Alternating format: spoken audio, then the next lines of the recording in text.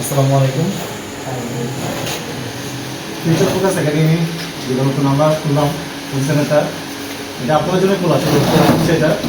তো আমাদের আসলে এটা মূল উদ্দেশ্য হচ্ছে যে বাচ্চাদেরকে সঠিক নির্দেশনা এবং সঠিক শিক্ষা দেওয়া।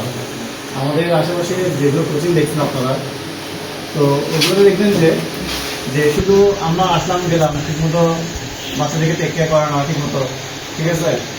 বাচ্চারা কোচিংয়ে আসার নাম দিয়ে এদিকে ঘোরাফেরা ব্যাপারে ঠিকমতো পড়াশোনা করে না।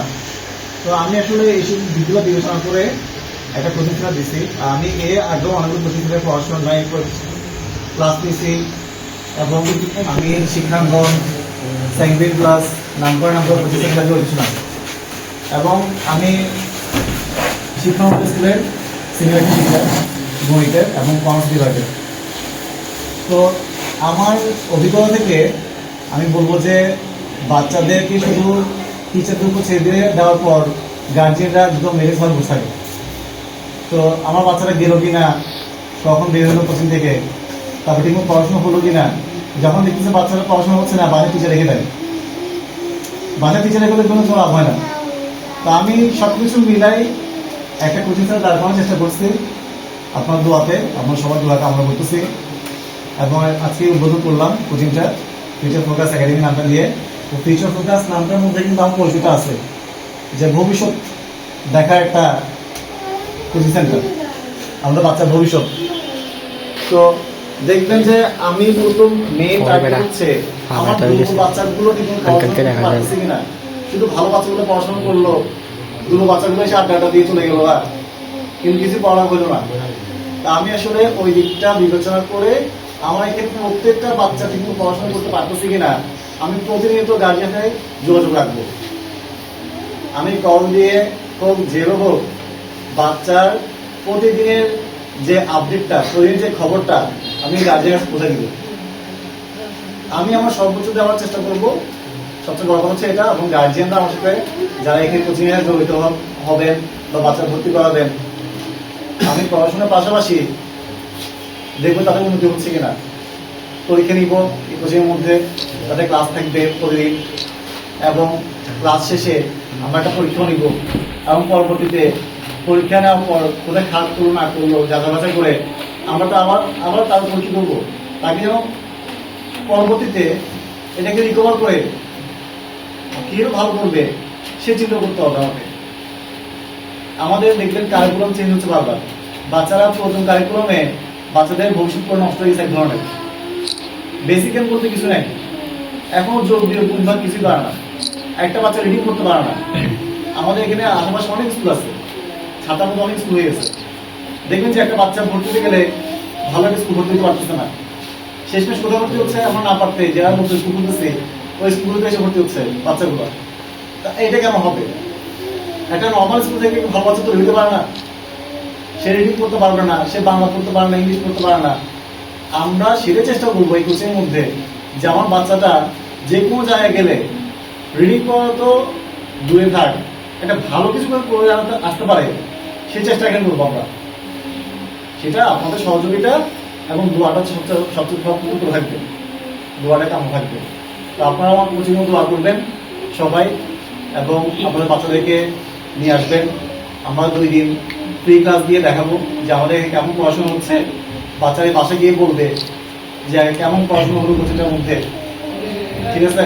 অনেকে আছে বাসায় টিচার রাখতে পারে না, ভালো টিচার রাখতে গেলে 4-5 টাকা নিয়ে ফেলে। দেখবেন আমিও বাসে গিয়ে পড়াই 4-5 নিয়ে ফেলি, সত্যি কথা আমি তো পারি না। আমি বাসে গিয়ে পড়াই 4-5 নিই, কিন্তু এমন কিছু গার্জিয়ান আছে বা ফ্যামিলি আছে যাদের ইনকাম খুবই কম।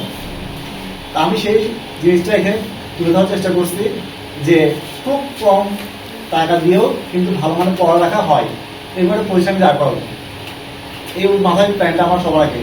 আমারটা ব্যবসায়িক পরিশ্রম হবে পরে। আমি এখানে কিছু মুনাফা আসে তো ব্যবসার করতে চাইছি, কোচিং খুলছি। সত্যি কথা হচ্ছে এটা, এখানে অত এলাকা যতগুলো কোচিং আছে সবাই মুনাফা আসে করে হচ্ছে আগে মুনাফার চিন্তা করে, বাচ্চাদের পড়ার চিন্তা করার পরে। আমি আগে চিন্তা করবো আমার বাচ্চাটা এখান থেকে যদি ভালো পড়াশোনা করে ভালো একটা ফলাফল করে, সে যখন সুনাম করে বাইরে, তখন আমার আলটিমেটলি আমার প্রফিট টাইমে চলে আসবে, আমার মুনাফা আশা করতে হবে না। আমার বাচ্চাকেই বাড়িতে বলবে যে এই কোচিং ভালো পড়া হচ্ছে, তখন আমার ইনকাম চিন্তা করতে হবে না, আমার কোচিং ইনকাম এমনি আসবে।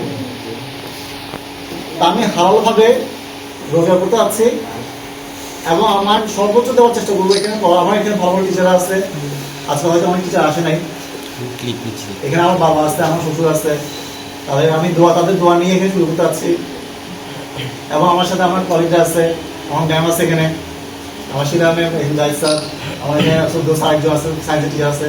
আমি খুব ভালো মানের টিচারগুলো আসছি এখানে, তারা আমার সর্বোচ্চ সহযোগী করবে এখানে।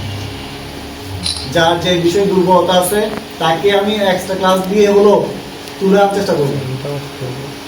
আমার ফাইনাল কথা হচ্ছে এটা যে আপনারা আমার উপর একটু বিশেষ করে যে বাচ্চা ভর্তি করা, আমি আমার সর্বোচ্চ দেওয়ার চেষ্টা করবো এবং বাচ্চা এখানে কিছু শিখে হলে যাবে।